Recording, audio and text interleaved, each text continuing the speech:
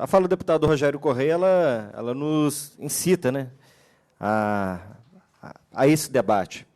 A gente falar de um ano pós o golpe, eu fico me lembrando das manifestações que nós assistimos na televisão, convocadas pela grande imprensa, convocadas pela Rede Globo, e que as pessoas iam, de uma maneira festiva, né, para as ruas, vestindo suas camisetas amarelas da CBF, como se fosse uma instituição idônea que servisse para representar a minha luta contra a corrupção, mas, na verdade, a gente percebeu que aquele movimento sobre a desculpa, né, da luta contra a corrupção não era nada disso, né? Era um movimento que tinha como pano de fundo apenas a retirada da presidenta Dilma e do PT do poder.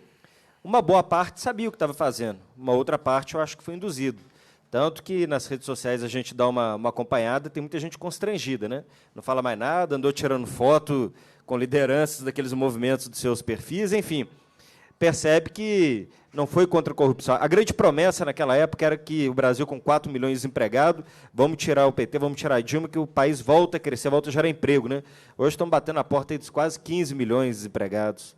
Naquele momento, se tirássemos a presidenta Dilma, o Brasil saía da recessão, da crise econômica. A gente percebe pelos números aí que, pelo contrário, tem se agravado. E tirava, então, a presidenta Dilma, que a gente ia ter aí o fim da corrupção. Todo o problema de corrupção do país era por causa, culpa e responsabilidade do Partido dos Trabalhadores.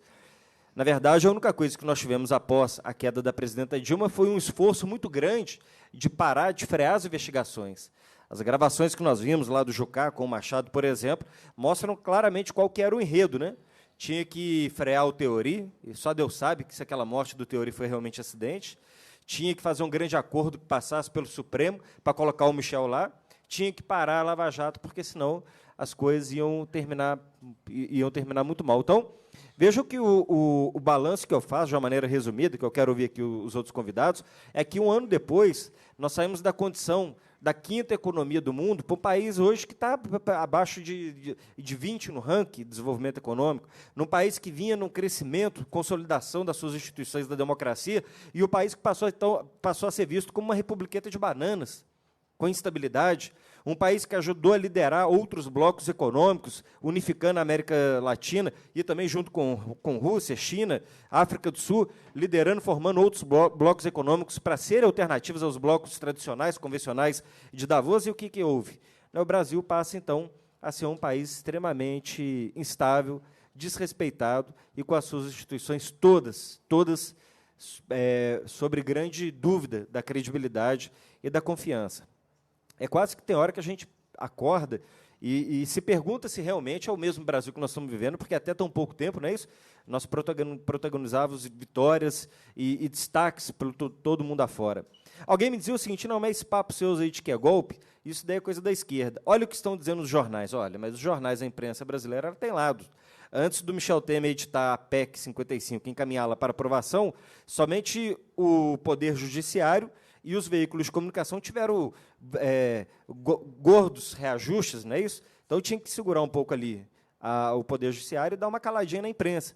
Após isso, nós vimos que veio o congelamento dos, eu chamo de investimentos nas áreas especialmente sociais. Enfim, o que diziam, então, os jornais, este sim, com alguma independência, porque não tinha interesse direto na questão política do país. O que dizia a CBN, a CNN? O que dizia o Eu País, o Clarim, até o conservador Washington Post, até o Al Jazeera? O que diziam os grandes veículos de comunicação da imprensa, da grande imprensa internacional? Todos, notadamente, diziam qual que era o objetivo da queda da presidenta Dilma. Se algum dia alguém quiser fazer a pesquisa da história do que ocorreu no país, vai ser muito pouco se pesquisar os veículos de comunicação aqui, a não ser que sirva para comparativo, para poder compreender as teses. Mas, se quiser saber o que de fato ocorreu e qual foi a cobertura mundial que nós tivemos, vai ter que pesquisar em outros veículos. O grande problema da história é que a gente fala assim: não, a história vai fazer justiça.